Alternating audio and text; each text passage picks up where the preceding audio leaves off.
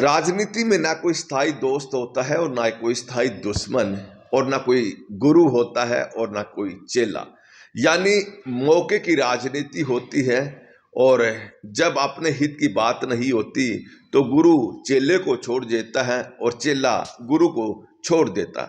मैं हूं विनोद महला, आप देख रहे हैं दा मुद्दा। हरियाणा के अंदर भारतीय जनता पार्टी में कुछ इसी तरह से चल रहा है। केंद्रीय राज्य मंत्री कृष्ण पाल गुर्जर और हरियाणा सरकार में राज्य मंत्री गौरव गौतम के बीच में कुछ जंग सियासी तौर पर इसी तरह की चली हुई है। कृष्ण पाल गुर्जर के जो शिष्य हैं वो गौरव गौतम हैं, और देखें तो 2014 में जिस समय कृष्ण पाल गुर्जर सांसद बने और मंत्री बने तो उन्होंने गौरव गौतम को अपना प्रतिनिधि नियुक्त किया था, और उनका काम सियासी तौर पर वो देख रहे थे। और देखिए, अब 4 महीने पहले जब विधानसभा के चुनाव हुए थे तो कृष्ण पाल गुर्जर ने गौरव गौतम को पलवल विधानसभा से टिकट दिलवाया और वो राज्य मंत्री बनाए। इसमें सबसे बड़ी भूमिका जो बताई जा रही है वो कृष्ण पाल गुर्जर की है। लेकिन आजकल कृष्ण पाल गुर्जर और गौरव गौतम दोनों की बन नहीं रही है। और देखिए तो फरीदाबाद लोकसभा क्षेत्र में विपिन गोयल और राजेश नागर है, ये जय और वीरू की जोड़ी मानी जाती है। और अब ये तीसरे जो राज्य मंत्री हैं गौरव गौतम, अब इन दोनों के साथ जुड़ गए हैं। अब ये तीनों मित्र बन गए हैं, और गौरव गौतम कृष्ण पाल गुर्जर को छोड़ चुके हैं, और दोनों के बीच में अब 36 का आंकड़ा हो रहा है। और बताते हैं तो इन दोनों के बीच में खटास ज़्यादा बढ़ गया है, और गौरव गौतम ने कृष्ण पाल गुर्जर से अब दूरियां बना ली है।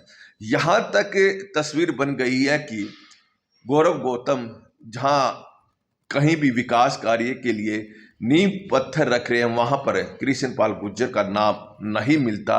और देखिए 2014 के बाद पहली दफ़ा ऐसा हो रहा है कि किसी भी मंत्री ने फरीदाबाद लोकसभा क्षेत्र में कृष्ण पाल गुर्जर का नाम पत्थर पर अंकित नहीं करवाया। और देखिए, यह काम 5 जनवरी को पलवल में ही हुआ, जब कुलैना गांव में एक नींव पत्थर रखा और उस नींव पत्थर पर कृष्ण पाल गुर्जर का नाम नहीं था। तो ठीक इसी तरह से देखे तो पलवल में कृष्ण पाल गुर्जर गए, 17 करोड़ रुपए के विकास कार्यों का लिए नींव पत्थर रखा गया, और इस कार्यक्रम के अंदर गौरव गौतम नहीं पहुंचे। हालांकि जो पूर्व विधायक थे भारतीय जनता पार्टी के नेता निश्चित तौर पर वहां दिखाई दिए, लेकिन गौरव गौतम वहां दिखाई नहीं दिए, और नींव पत्थर पर गौरव गौतम का नाम भी नहीं बताया जा रहा है। ऐसे में देखे, यहाँ की जो सियासत है वो काफ़ी बदल गई है। यानी गौरव गौतम अपने गुरु कृष्ण पाल गुर्जर को छोड़ चुके हैं और उनसे दूरी बना ली है, और अब गौरव गौतम विपिन गोयल और राजेश नागर के साथ दिखाई देने लगे हैं। विपिन गोयल और राजेश नागर दोनों मित्र हैं। हालांकि 2019 में भी विपिन गोयल कृष्ण पाल गुर्जर के खिलाफ चले थे, और कृष्ण पाल गुर्जर ने विपिन गोयल को टिकट नहीं लेने दी थी, लेकिन बाद में दोनों के बीच में जो संवाद था वो बेहतर हो गया था, और अब 2024 के विधानसभा चुनाव में विपिन गोयल को टिकट भी मिला था और वो चुनाव भी जीते हैं।